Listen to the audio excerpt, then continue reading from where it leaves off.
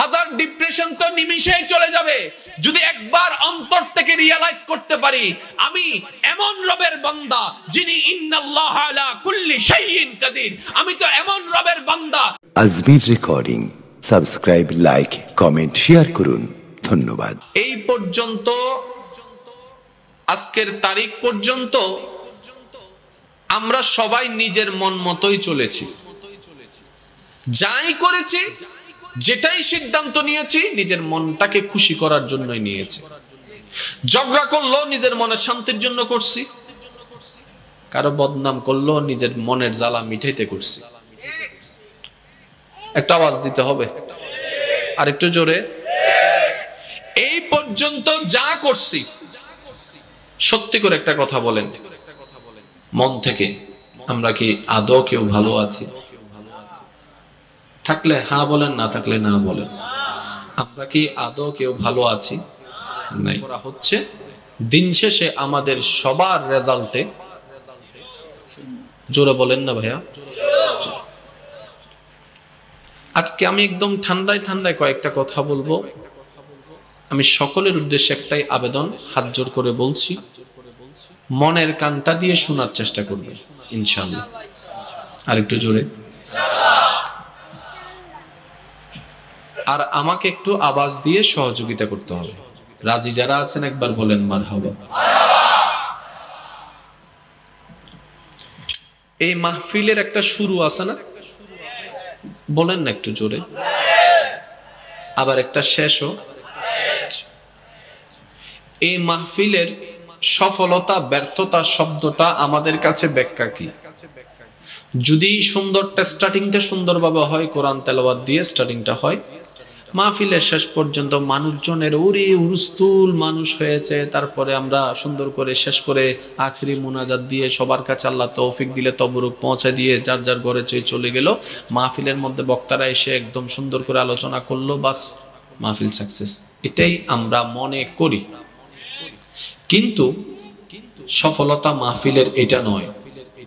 মাহফিলের সফলতা হচ্ছে এতক্ষণের আলোচনার ভিতরে কোন বক্তার আলোচনা শুনে কোন শ্রোতার মনে যদি এক সেকেন্ডের জন্য এতটুক অনুভব আসে, আসলেই তো জীবনটা আল্লাহ দিয়েছে, অন্যায় করেছি, গুনাহ করেছি, ভুল পথে চলেছি অনেকটা জীবন, নিজের মনকে খুশি করতে গিয়ে শয়তানকে খুশি করেছি বারবার, অন্তর থেকে একটু অনুশোচনা আসলো, চোখ থেকে 2 ফোঁটা পানি পড়লো, আল্লাহর দরবারে অনুতপ্ত হয়ে তওবা করলো, ওই একজনের 1 সেকেন্ডের অনুতপ্ততাই এই মাহফিল সফল।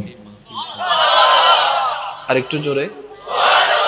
তাহলে মাহফিলের সফলতার ডেফিনেশন আমাদের জানা যেটা আছে সেটা প্রচলন, কিন্তু বাস্তবতায় যেই কোন উলামায়ে কেরামকে জিজ্ঞেস করেন, ওনারা বলবেন এটা মাহফিলের সফলতা নয়। কারো দিলের মধ্যে যদি হালকা পরিবর্তন আসে, কারো দিলের মধ্যে যদি রবের প্রেমের একটু অনুভব আসে, কারো অন্তরের মধ্যে যদি নিজের জীবন কর্ম নিয়ে একটু অনুশোচনা আছে, এটাই হচ্ছে মাহফিলের বড় সফলতা। বলেন সুবহানাল্লাহ। আর একটু জোরে বলেন সুবহানাল্লাহ। শর্টকাটে কিছু কথা বলবো যেন বুঝতে সহজ হয়।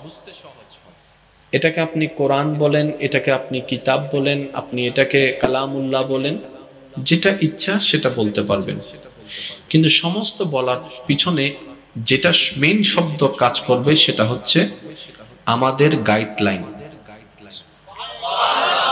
প্রত্যেকটা মানুষের গাইডলাইন।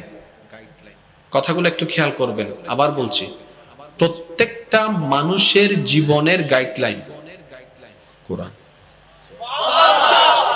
তো গাইডলাইনারের কাজ কি? গাইড করে। গাইড করা মানে কি?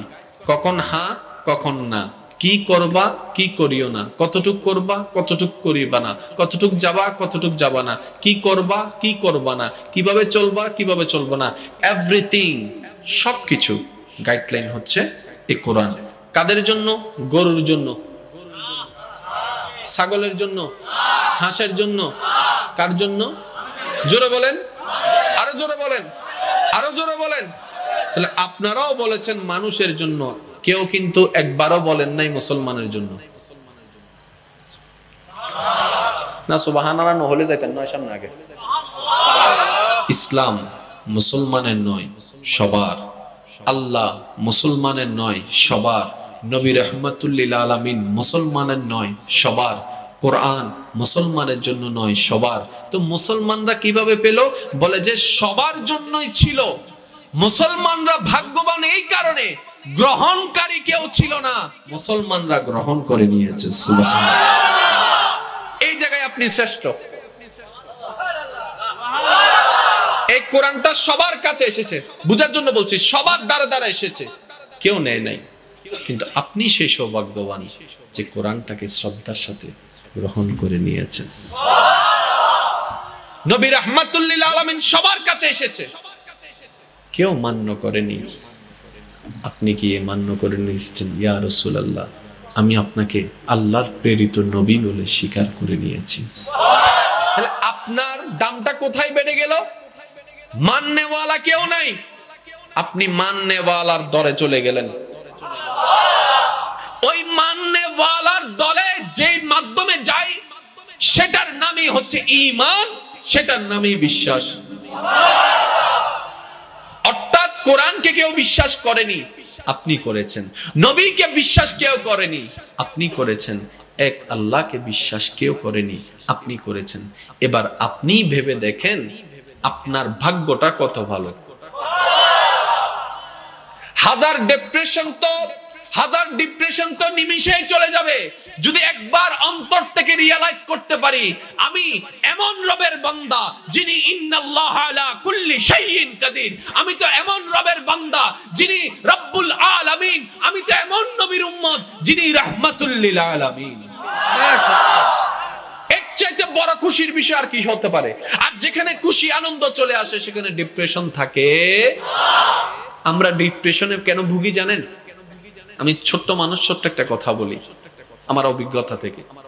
আমাদের বেশিরভাগ মানুষ দুঃখ কষ্টে জীবন পার করছি যে কতগুলা কারণে, তোর মধ্যে একটা অন্যতম কারণ হচ্ছে আমরা বান্দা হিসেবে আল্লাহর সাথে, উম্মত হিসেবে নবীর সাথে যত গভীর রিলেশন সম্পর্ক থাকা দরকার ছিল আমরা সেই সম্পর্ক বজায় রাখতে পারি নাই বলেই ওই শয়তানের ডিপ্রেশন গুলো আমাদেরকে বারবার হামলা করে যাচ্ছে, বারবার আমাদেরকে আহত করছে, বারবার আমাদেরকে ভেঙে ফেলছে।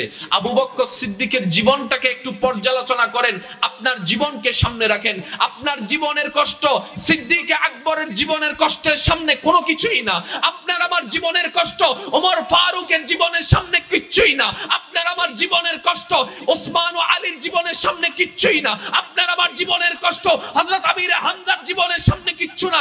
ওরে ভাইয়েরা, আপনার আমার জীবনের দুঃখ যন্ত্রণা কষ্ট ইমাম হুসাইনের কারবালার জীবনের সামনে কিচ্ছুই না। কিন্তু ওনাদের জীবনে দেখলাম মুখে মুস্কি হাসি, অন্তরে প্রশান্তি। ও সাহাবায়ে কেরাম, এত কষ্টের মধ্যে হাসেন কেমনে? বলে যে যেখান থেকে শান্তি আসে ওইখানের সাথে কানেকশন জোড়ায় লেগে যাচ্ছে। সুবহানাল্লাহ, আল্লাহু আকবার।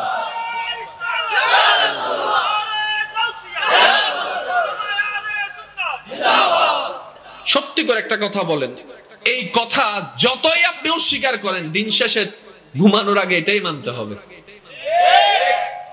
এবার আপনি যত আপনার জীবনে কষ্ট যা কিছু আছে, এমন একটা কষ্টের কথা বলেন, এমন একটা সমস্যার কথা বলেন যে সমস্যার আগাম সতর্ক বার্তা আপনার আল্লাহ আপনার নবী দেয় নাই।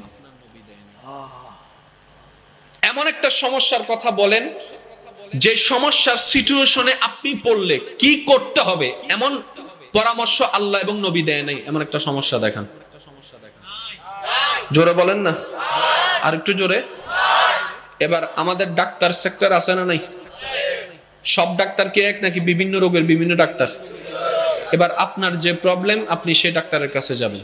যদি আপনার সেই ডাক্তারের কাছে যাওয়ার পরে ডাক্তার দেখছে সেটা আমার রেঞ্জের ভিতরে আছে, আমি চিকিৎসা করতে পারবো, উনি চিকিৎসা করে দিবেন।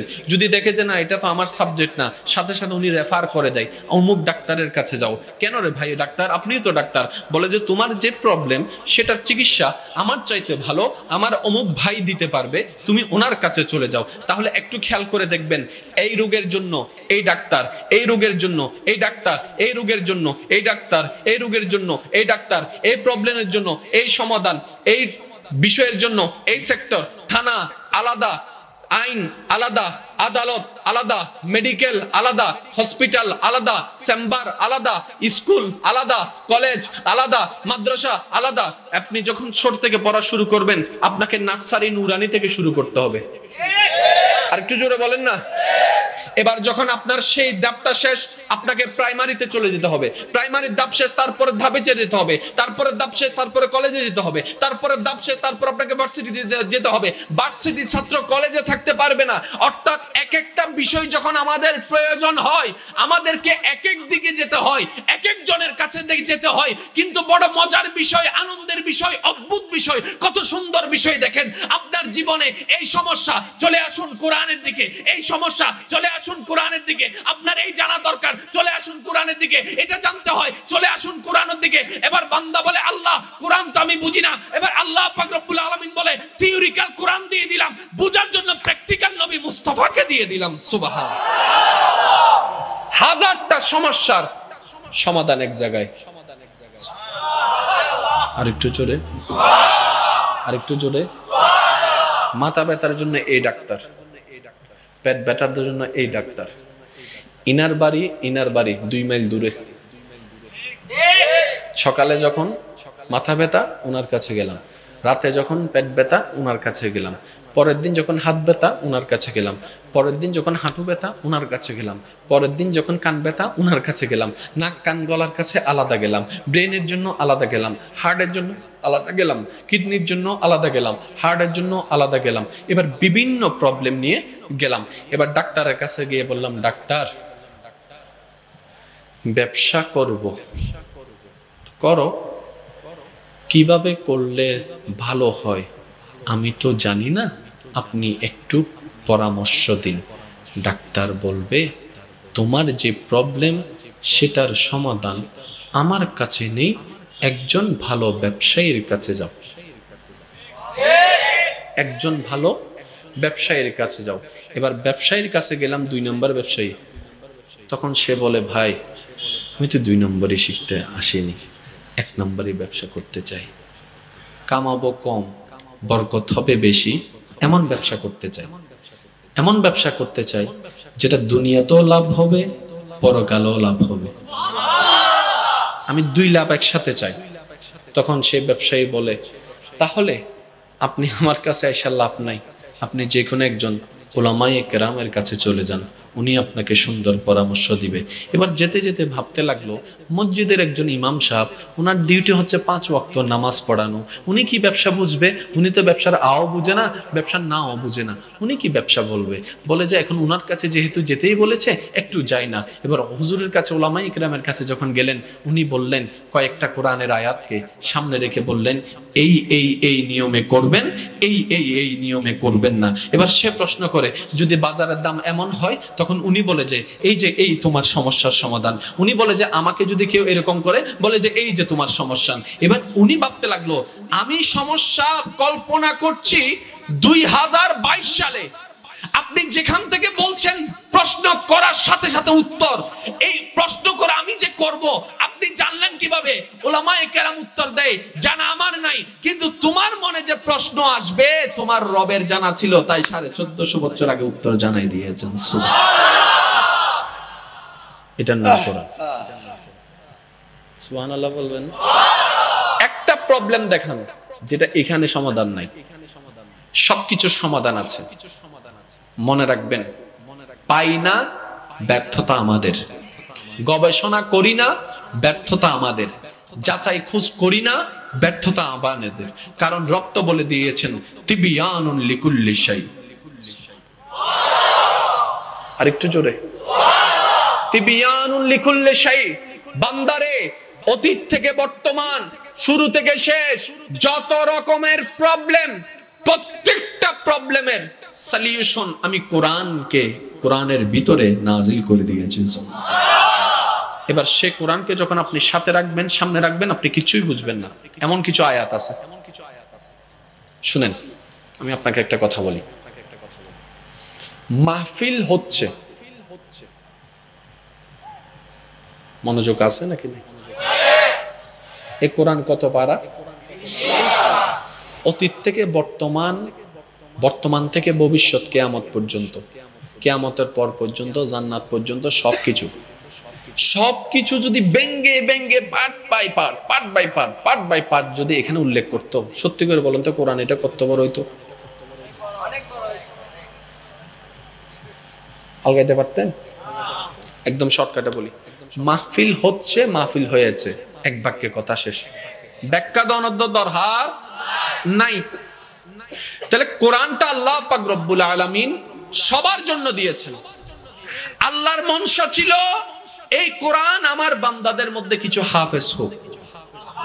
এবার একটু ভাবেন তো, এই কোরআনটা যদি 30 পারা না হয়ে 90 পারা হতো, কি অবস্থা হতো?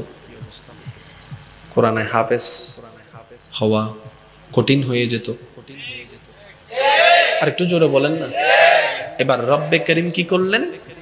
এটা যারা বিজ্ঞানের ছাত্ররা আছেন তারা ভালো বুঝবেন। বিজ্ঞানের ছাত্র ভাইয়েরা একটু খেয়াল করবেন, স্কুল কলেজ ভার্সিটিতে যারা পড়েন, বড় বড় বিজ্ঞানীরা, যেমন নিউটনের 3য় নম্বর সূত্র, প্রায় সময় একটা কথা শুনেন আপনারা, নিউটনের 3য় নম্বর সূত্র, ওই সূত্রটা কিন্তু আহামরি খুব বড় নয়, একটা ছোট্ট একটা ক্লু, কিন্তু যখন সেটা বিজ্ঞানীরা, শিক্ষিত মানুষরা যখন সেই ক্লুটা পায়, ওইখান থেকে ভিতরে একটা বিশাল ব্যাখ্যা থাকে, বিশাল ব্যাখ্যা থাকে, কিন্তু দেওয়া হচ্ছে কি সূত্র। রব্বে কারীম বিশাল জ্ঞানের সমাহার, এক একটা আয়াতে, এক একটা সূরায়, এক একটা শব্দের মধ্যে সন্নিবেশন করে দিয়েছে। যেমন শর্টকাটে শুধু একটুটুক বলি, মেরাজ কত বিশাল আলোচনা, রাতকে রাত বললো শেষ, হুজুরের গলার পানি শুকিয়ে যাবে, part by part, part by part, part by part বলতে বলতে, কিন্তু মেরাজের আলোচনা শেষ, কদরের আলোচনা শেষ। এবার সে কদর এবং মেরাজকে আল্লাহ কিভাবে দেখছেন বলছেন একটু দেখেন, ইন্না আনজালনাহু ফি লাইলাতিল কদর ওয়া মা আদরাকা মা লাইলাতুল কদর লাইলাতুল কদরি খায়রুম মিন আলফি শাহর তানাজ্জালুল মালায়েকাতু ওয়ার রূহু ফিহা বিইজনি মিন কুল্লি আমরিস সালাম সালামুন হিয়া হাত্তা মাতলাইল ফাজর। এইবার সেই জিনিসটাকে নবী রাহমাতুল লিল আলামিন কথায় কাজে বাক করে করে করে করে করে ব্যাখ্যা করে করে করে করে, সেজন্য হাদিসকে বলা হয় কোরআনের তাফসীর।